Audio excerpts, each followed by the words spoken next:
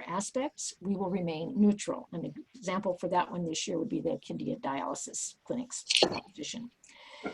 Okay, this is a mouthful. Unitarian Universalist Justice Ministry of California, aka UUJM advances justice in California by cultivating and connecting leaders and communities, and by empowering the public voice of those who share UU values and principles. This will sound familiar to Quakers. UUJMCA, I haven't got it yet, serves to support all the UUs in California in putting faith into public action. As they consider ballot endorsements, they do internal analyses, but they are also in relationship with a variety of frontline communities and impacted communities and those working with them who are also familiar with the UU principles. They also work with these groups on legislation and are always careful to consider potential benefits right at the moment and possible harms.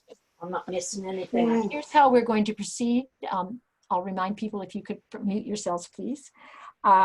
We will go straight through the propositions in order, 14 through 25. Otherwise, we figured we'd drive you nuts. Each of us will cover 4 in a row.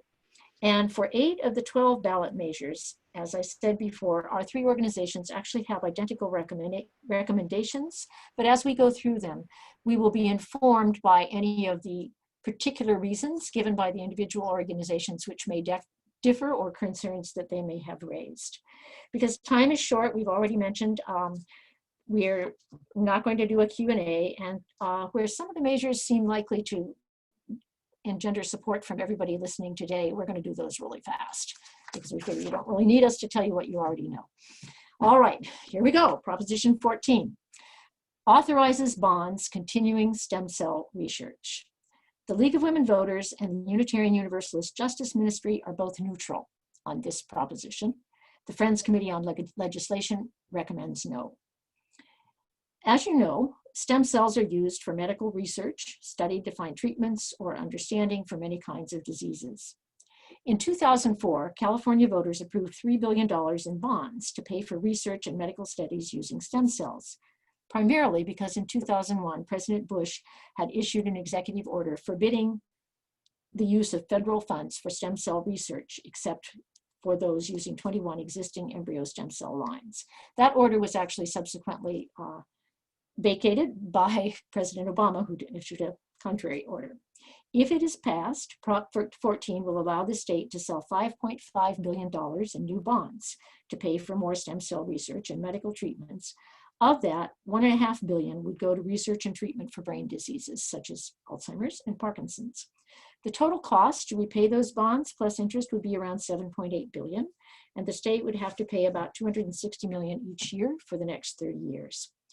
If the state's stem cell research leads to new medical treatments, the state could get some money to use for treatments, but the amount, of course, is unknown. Prop 14 would authorize the use of general obligation bonds to continue funding stem cell research through the California Institute for Regenerative Medicine, also called CIRM. General obligation bonds are usually designated for long-term financing of capital projects, the purchase of facilities for public use, and for repair or retrofitting of public facilities and structures, not for funding specialized research by an entity that has little state oversight. Furthermore, the legislature is prohibited from changing the law without a 70% supermajority vote, thereby restricting state representatives' ability to carry out their responsibilities. Finally, the profits from intellectual property agreements, which could arise from successful research, could only be spent on more research and treatments.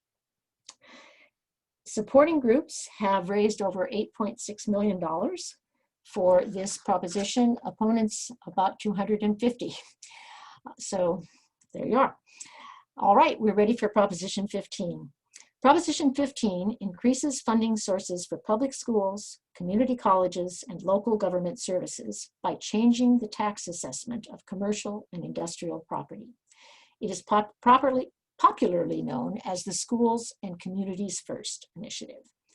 This is an initiative constitutional amendment because it is amending the constitutional amendment which Prop 13 placed in the California Constitution in 1978. So you'll hear Prop 13 mentioned whenever anyone is talking about this proposition.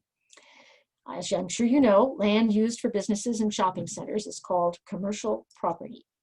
Under Prop 13, owners of commercial property pay taxes based on how much the property was worth at the time it was purchased. Those taxes go up by a small amount each year.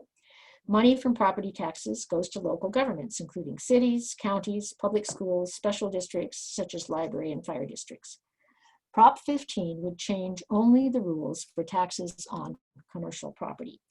Commercial property, if the proposition passes, would be taxed based on what the property is worth now, instead of small increases each year based on purchase price.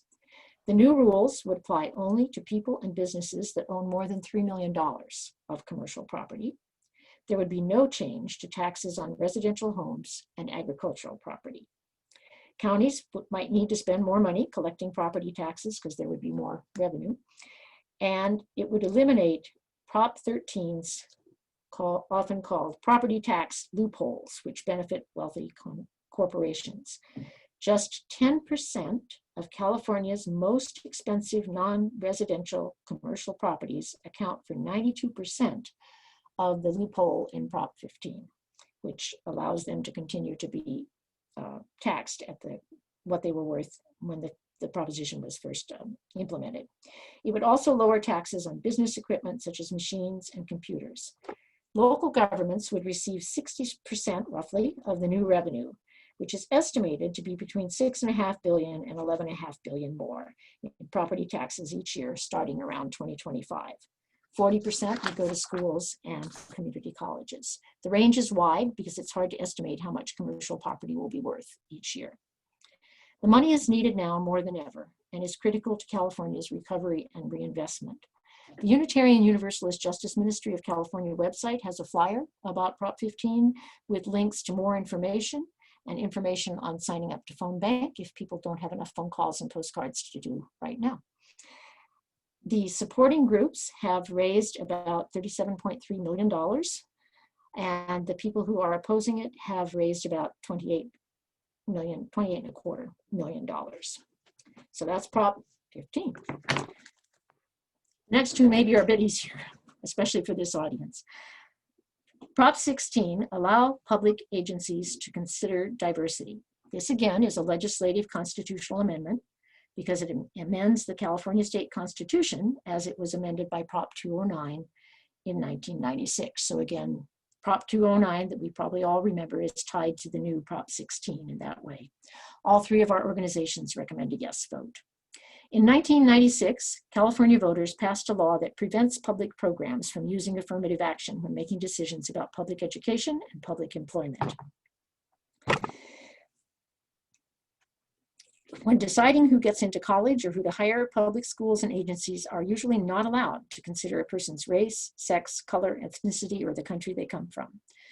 The COVID-19 pandemic, the ongoing police violence against unarmed African Americans, and the federal government's treatment of immigrants make it clear that traditional prejudices still play a harmful role in modern society. Prop 16 would have no direct effect on state or local budgets. Costs would depend on how choices made by the state and local programs that benefited. Prop 16 would allow public colleges, universities, and agencies to include race, sex, color, ethnicity, and country of origin as a part of their decision making. They would be allowed to create affirmative action programs to increase diversity or help certain groups. Equal opportunity programs are a time-tested way to fight systemic racism and gender discrimination by leveling the playing field and giving everyone a chance at good public jobs and wages in quality public schools. Supporting groups have given about $12.5 million in support of this proposition, and opponents have given about $1 million. Prop 17, voting rights for people who have completed their prison term, another legislative constitutional amendment dating all the way back to our first constitution in 1849, which forbade felons for life from voting. All three of our organizations recommend a yes vote.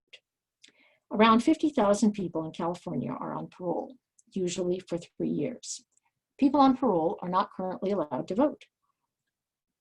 California has been slowly expanding the franchise. For example, we do allow people to read gain their vote after probation, but we lag behind 19 other states and the District of Columbia, which automatically restore voting rights on release from prison or don't remove the right to vote at all. Prop 17 would update the state's voting system, and it would cost some money, a one-time payment in the hundreds of thousands of dollars. And after that, there might be slightly more expenses to counties because they would have more voters to send information to. Prop 17 would simply allow people on parole to register to vote and vote in elections. Because current state law allows any registered voter to run for public office, it is possible that someone on parole could then run for public office if they met the statutory qualifications for the office. Depending on the office, a background in the criminal justice system might prohibit someone on parole from competing. Regaining the right to vote is important to successful reintegration into the community. Our neighbors in prison but are now working, paying taxes, raising families, and rebuilding their lives deserve a voice in the policy making that shapes their lives and makes California a more representative democracy. Contributions in support of this proposition run around $600,000, and the opponents haven't reached the reporting level. It's not a money-intensive proposition. All right, I'm going to turn it over to Nancy to talk to us about the next 4 propositions. Okay, thank you. Thanks a lot, Becky. Proposition 18 is the next one. You can see from the screen that this is a yes for everybody. It is about allowing 17-year-olds to vote in primary and special elections if they will turn 18 by the next general election and be otherwise eligible to vote. This is a legislative constitutional amendment. So this has come out of our legislature, but it's a constitutional amendment that changes who can vote. So they have to come to us to get it approved. The way it is right now, you have to be 18 in order to vote. So those people that turn 18 between a primary and a general cannot vote in the primary, but can vote in the general. This would allow some 17-year-olds to vote. The increased number of voters would affect on the state budget. The increased number of voters would increase costs across the state in the range of several hundred thousands of dollars to $1 million per year. This is because there'll be more voters on the rolls. There would also be a one-time cost estimated in the hundreds of thousands to update existing voter registration systems. We do have a statewide voter registration system, so that's a one-shot thing. The money, it doesn't have a lot of passion in money. The supporters have contributed a total of $342,424, and there's no registered committees in opposition to this. The rationale is young people are significantly underrepresented in the California's electorate. They don't vote when they do, when they are eligible, as in proportion to the rest of us. Allowing 17-year-olds to vote in the primary and special elections will engage young voters while they are studying the issues in high school and have a strong interest in participation. Hopefully, once voting begins, it will become a lifelong habit. So that's a yes from all 3. Proposition 19. The ballot title is Changes to Certain Property Tax Rules, and this is also a legislative constitutional amendment. The base for property taxes right now is set when a property is bought or sold and goes up by a specified percentage each year per Prop 13.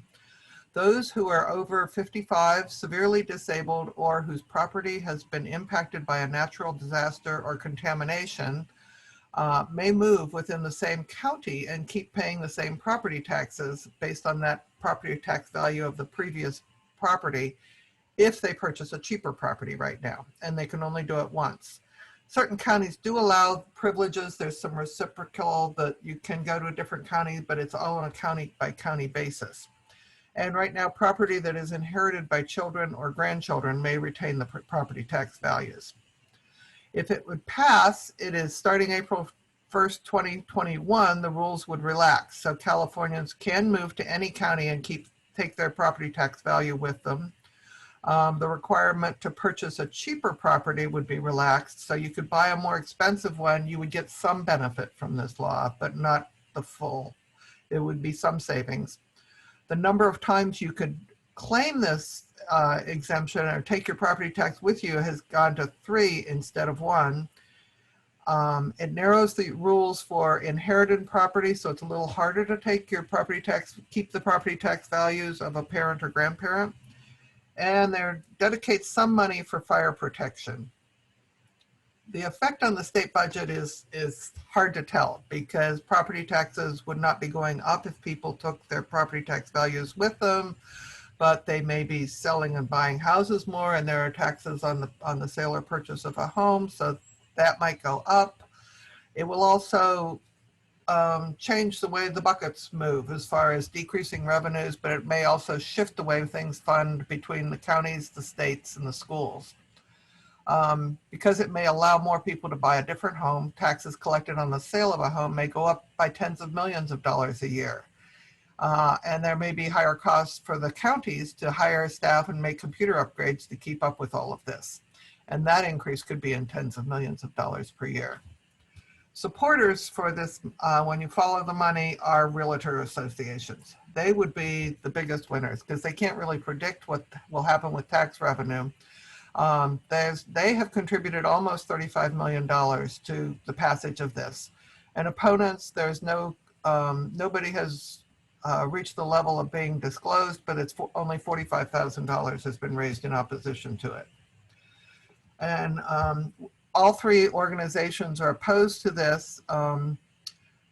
Prop 19 exacerbates an already inequitable property tax system, offering tax breaks to people who do not need them.